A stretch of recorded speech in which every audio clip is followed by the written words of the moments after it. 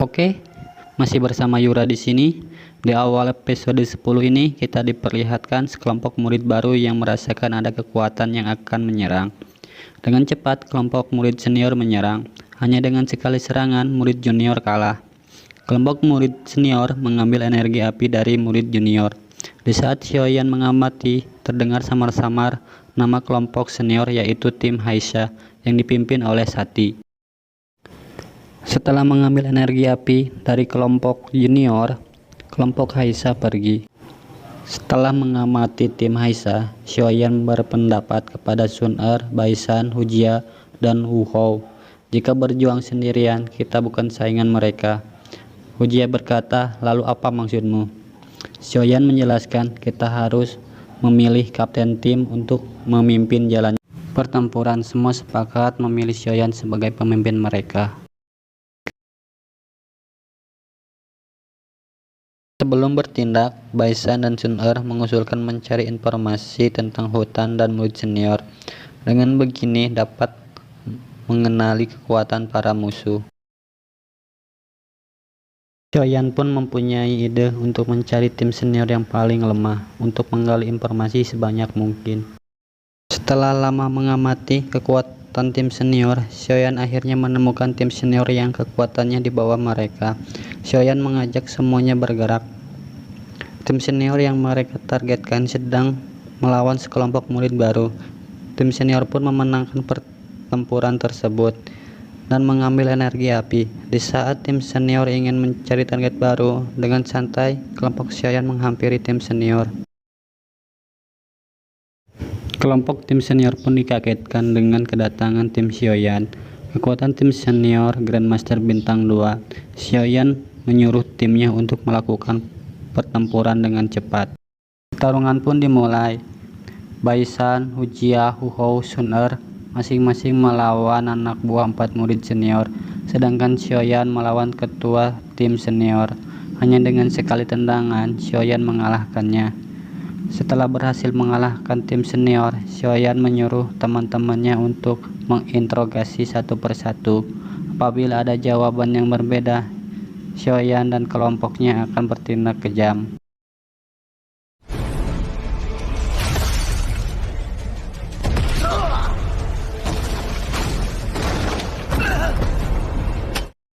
Xiaoyan menyuruh Hujia, Wu Hou, Baisan, Sun Er menyeret masing-masing satu murid senior untuk menanyai mereka. Xiaoyan bertanya kepada ketua tim senior, berapa banyak murid senior yang ikut berpartisipasi. Ada 35 orang, menjadi 7 tim. 2 tim Haisha dan Baisan yang paling kuat. Kekuatannya hampir sama dengan mengucap ketua tim senior. Ketua tim senior melanjutkan, tim Haisha dipimpin oleh Sati sedangkan tim Baisan dipimpin oleh Lu Hou. Dia bertanya, apa kegunaan energi api di Akademi Dalam? Murid senior pun menjawab, untuk biaya memasuki pagoda pemurnian Qi.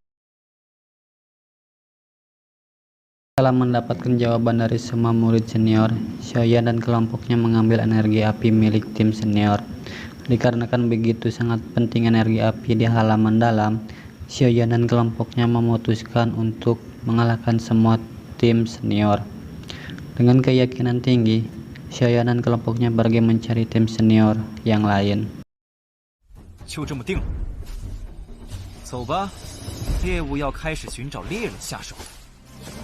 Satu persatu tim senior yang ditemui kelompok Xiaoyan berhasil dikalahkan. Tetua Hu pun sangat bangga dengan kelompok Xiaoyan yang bisa memanfaatkan aturan pertandingan dengan begitu baik. Xiaoyan dan kelompoknya melakukan penyergapan kepada tim senior yang sedang beristirahat. Namun tim senior sudah tidak ada. Ketua tim senior sangat pintar dalam hal strategi. Mereka memisahkan satu persatu kelompok Xiaoyan.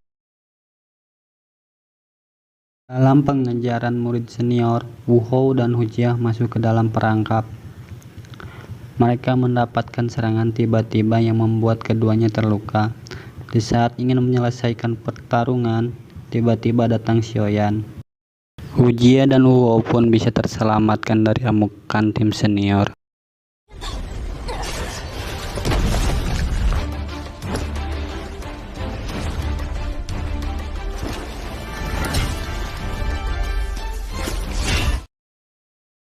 Karena tidak mengikuti instruksi Xiaoyan, Ujia dan Wu Hao masuk ke dalam perangkap tim Lumu. Saat mereka terluka, Xiaoyan, Sun-er, Baisan datang membantu mereka berdua. Xiaoyan melihat keadaan teman-temannya yang sedang terluka. Sebagai ketua kelompok, Xiaoyan menyuruh semua teman-temannya untuk melarikan diri, sementara Xiaoyan akan menahan tim Lumu sendirian. Xiaoyan menahan tim Lumu menggunakan teknik tapak penghisap. Setelah pandangan tim Lumu terhalang oleh debu, Xiaoyan menyusul teman-temannya yang dari tadi sudah melarikan diri. Di tempat persembunyian, Sun-er dan yang lainnya sangat mengkhawatirkan Xiaoyan. Tidak lama Xiaoyan datang. Setelah melihat Ujia, Baisan, dan Wu Hao terluka, Xiaoyan memberikan pil penyembuh kepada mereka bertiga.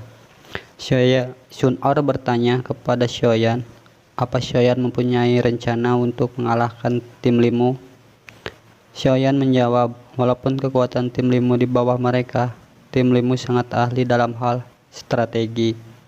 Setelah berdiskusi begitu lama, akhirnya kelompok Xiaoyan mempunyai rencana untuk mengalahkan tim Limu pada esok hari. Pada pagi harinya, tim Limu sedang membantai kelompok murid baru yang dipimpin oleh Ah Tai. Ah Tai tidak mampu membalas satupun serangan Limu. Namun dengan bangganya Ah Tai bilang tim Xiaoyan akan mengalahkan mereka. Limu pun hanya tertawa sambil mengejek Xiaoyan. Di saat Limu dan teman-temannya tertawa bahagia, kelompok Xiaoyan datang. Limu pun dengan sombongnya berkata, apa belum cukup pelajaran yang kemarin yang kuberikan?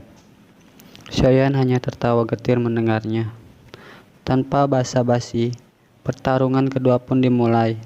Xiaoyan dengan mudahnya menghindari serangan Lumu. Xiaoyan menyerang balik Lumu. Hanya dengan satu serangan Lumu tersungkur ke tanah. Di sisi lain, kerjasama antara Ujia dan Wu Hao menyurutkan kedua murid senior. Begitupun dengan Sun-er dan Baisan. Di saat semua tim Limu sudah terkepung, Xiaoyan berkata, masih ada trik yang lain tidak? Kepada Limu. Limu pun memberikan instruksi kepada kelompoknya. Setelah memperlihatkan token energi apinya kepada kelompok Xiaoyan, Limu pergi menyusul teman-temannya. Ujia dan yang lainnya pun mengejar Limu. Di tengah pengejaran, Ujia dan Sun-er berhenti, membuat Limu kebingungan. Limu pun menyuruh kedua temannya menyerang Ujia dan Sun-er, namun tiada satu pun dari mereka yang menyerang Ujia dan Sun-er, membuat Limu kebingungan. Limu baru menyadari kedua temannya telah tidak sadarkan diri, disebabkan oleh Xiaoyan yang sudah menghajar. Di saat Limu terdesak, Limu memanggil kedua temannya yang lain. Baisan dan Wu Hao melempar kedua teman Limu, membuat Limu marah. Limu pun mengeluarkan semua kemampuannya untuk menghadapi kelompok Xiaoyan. Xiaoyan maju menghadapi Limu. Limu melemparkan batu besar dengan kekuatan doki hijaunya, namun Xiaoyan dengan mudah membelah batu besar dengan teknik encok bincekit pinggang. Limu pun menyerah. Setelah kemenangan beruntun kelompok Xiaoyan atas murid senior, membuat murid junior banyak yang membicarakan kelompok Xiaoyan. Setelah mengalahkan Limu, Xiaoyan dan kelompoknya beristirahat di tepi sungai, membicarakan berbagai strategi untuk mengalahkan tim senior yang tersisa. Xiaoyan pun mempunyai ide untuk mengumpulkan semua murid baru untuk menghadapi tim senior yang tersisa. Semuanya pun setuju. Di sela-sela perbicaraan, kelompok Ah Tai datang menghampiri Xiaoyan untuk berterima kasih karena telah membantunya dari kelompok Limu. Xiaoyan pun memberi pil penyembuh kepada kelompok Ah Tai. Ah Tai meminta bergabung pada kelompok Xiaoyan.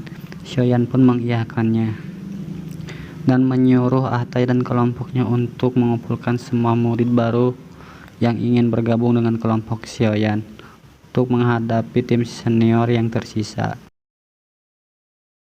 Dengan jiwa pemimpinnya, Xiaoyan berbicara kepada semua murid baru yang baru bergabung dengan tim Xiaoyan. Xiaoyan memberi beberapa arahan kepada mereka semua.